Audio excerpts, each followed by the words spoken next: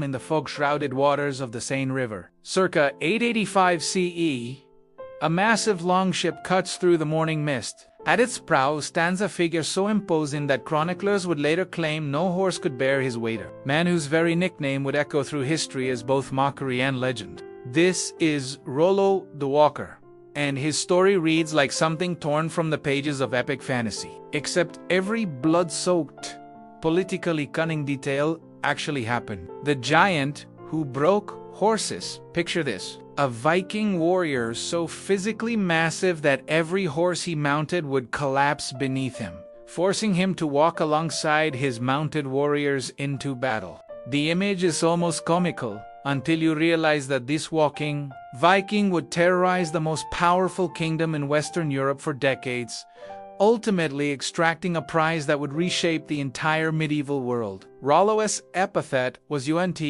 just a quirky nick, was a testament to a man whose very presence defied the norms of his warrior culture, where mounted combat was becoming increasingly prestigious. But here's where the story takes its first intriguing turn. This supposed physical limitation would become Rollo's greatest strategic advantage. While other Viking leaders rushed into battles on horseback, Rollo walked with his foot soldiers, understanding their capabilities intimately, earning their unshakable loyalty through shared hardship. He wasn't just leading from the front, he was literally walking in their footsteps. The siege that changed everything. The year 885 marked a turning point not just for Rollo, but for all of medieval Europe. Paris, the jewel of the Frankish kingdom, found itself under siege by a massive Viking force. But this wasn't your typical hit-and-run Viking raid. For nearly a year, Rollo and his allies maintained a stranglehold on the city, employing siege tactics that would have impressed Roman engineers centuries earlier. Here's what makes this siege historically explosive. Contemporary chronicles describe Viking siege towers, coordinated naval blockades, and psychological warfare that brought the Frankish Empire to its knees. These weren't the primitive barbarians of popular imagination, they were sophisticated military strategists who understood logistics, engineering, and the brutal mathematics of medieval warfare. The Frankish chronicles, written by those who witnessed the siege firsthand, paint a picture of organized terror that reads like a medieval thriller. They describe how Rollo's forces would position severed heads on spikes visible from the city walls, not merely for intimidation, but as a calculated psychological operation designed to break civilian morale before the final assault. The masterstroke of medieval politics. But here's where Rollo's story transcends typical Viking saga and enters the realm of political genius. In 911 CE,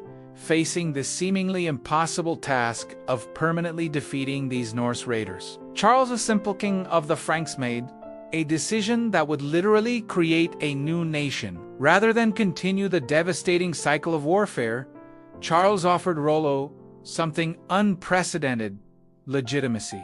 The Treaty of St. Clair didn't just end a conflict, it performed medieval Europe's most audacious political experiment. Charles granted Rollo the territory that would become Normandy, but with conditions that revealed the sophisticated nature of medieval diplomacy. Rollo would become a vassal, converting to Christianity and defending the very lands he had spent decades ravaging. The moment of Rollo's formal submission contains one of history's most deliciously ironic scenes. According to chronicler accounts, when required to kiss King Charles's foot as a gesture of submission, the towering Viking grabbed the king's foot and lifted it to his mouth while remaining standing, nearly toppling the monarch in the process. Even in surrender, Rollo managed to assert dominance through what appears to be deliberately calculated clumsiness.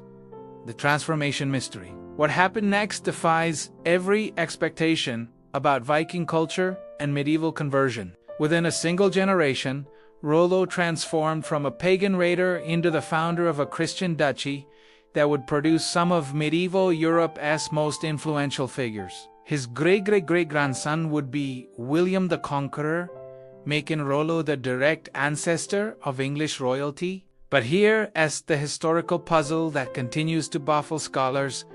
How did a culture built on raiding and warrior glory so completely reinvent itself? Archaeological evidence from early Norman settlements suggests an almost immediate adoption of Frankish administrative practices, architectural styles, and legal systems. This wasn't gradual cultural assimilation, it was deliberate, systematic transformation. Recent archaeological discoveries in Rouen have uncovered what appears to be a deliberately planned urban redesign. Rollo, ese rule, suggesting he was unjust adapting to Frankish culture, but actively engineering a new hybrid civilization that combined Norse military efficiency with Frankish administrative sophistication. The intelligence network, perhaps most intriguingly, emerging historical evidence suggests Rollo maintained an extensive intelligence network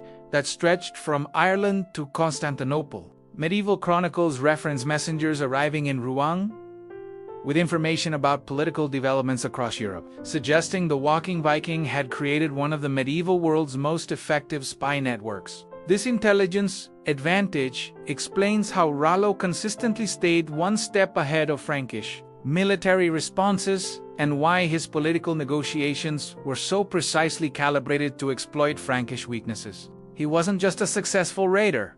He was arguably medieval Europe's most effective spy. The enduring mystery, the most tantalizing question surrounding Rollo remains his ultimate origins. While most scholars agree he emerged from Scandinavia, the exact location remains hotly debated. Norwegian chronicles claim him, Danish sources suggest alternative origins, and some evidence points to connections with Swedish royal lineages. Recent genetic studies of Norman noble families have added new complexity to this puzzle, revealing DNA markers that suggest Rollo's followers came from multiple Scandinavian regions, indicating he may have commanded a truly international Viking force unprecedented for its time. Legacy of the walker Rollo died around 933 CE, but his legacy literally walked into the future on two legs. The duchy he established would produce the Normans who conquered England, established kingdoms in Sicily and southern Italy,